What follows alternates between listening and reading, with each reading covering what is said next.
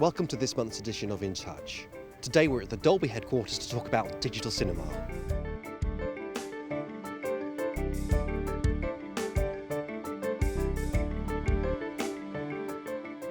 George, thank you very much for taking time to join us. Digital cinema is obviously a very exciting development for Arqiva. First of all, what is digital cinema? Well, digital cinema represents the biggest change in cinema since the introduction of sound in the early 1900s.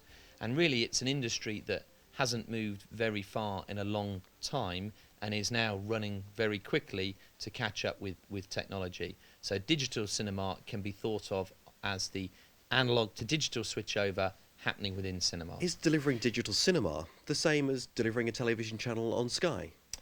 No, absolutely not. There are fundamental differences between the way in which the technology works in cinema, the way in which the content flow works in cinema when we compare it to our traditional broadcast markets.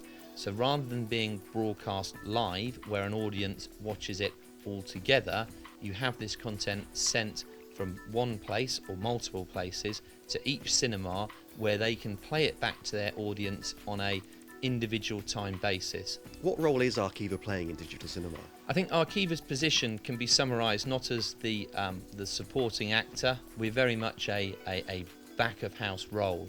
Our real competition in the market and our aspirations are to be couriers within the digital cinema marketplace. So we are a supporting role where instead of these organisations shipping out content via motorcycle courier, van courier all across the world and locally within territories, we provide a service that means they can do that electronically. Who are our customers? We have two main customers.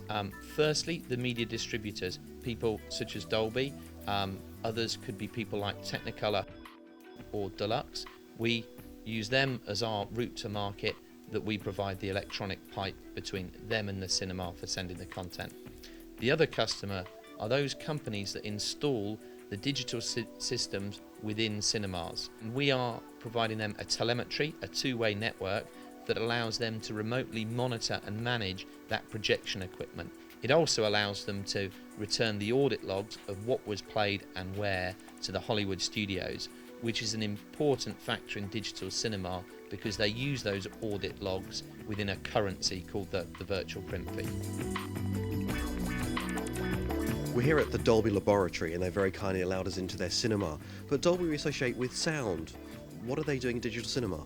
Connected to each projector, you have a very specialist piece of equipment called a DCI server that allows that Hollywood content to be played out into the projector. And Dolby actually manufacture those. They also manufacture their own 3D system. But in amongst being a manufacturer and a license owner, they provide content services. They take the content from the Hollywood studios and they encode it for playback in digital cinema sites. So they provide those encoding services, which includes an element of regionalisation. France will have different audio tracks associated with it to the UK and Germany, etc. And also for animated films, I think Cars was a good example, where you had the crowd waving their flags. Each digital presentation was localized to that country. So in France you had French flags being waved, in Germany you had German flags. So Dolby provide those regionalization services.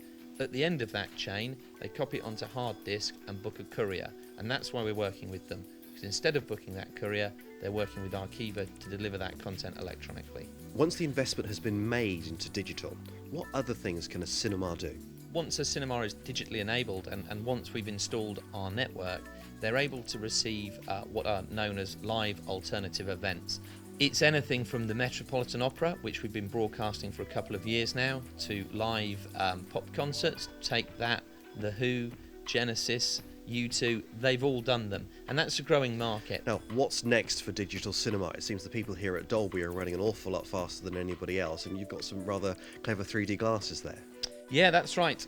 These are a set of the new age 3D glasses. These are Dolby's ones. As you can see, they are a very different beast to those paper cutouts that we were all using in the early 80s. 3D's really come of age, and this year in 2009 there will be 12 3D releases. Now, towards the end of 2009, we fully expect some of those releases to be 3D only. which means the studios are really putting their money where their mouth is, saying if you're not a digital site, you cannot show our content. George, thank you very much for taking time to join us. Digital cinema is obviously a very exciting development for Arqiva. Oh, thank you, Darren. It's absolutely my pleasure. We're all working very hard at the moment to make this a reality. It's a pleasure to tell you all about it.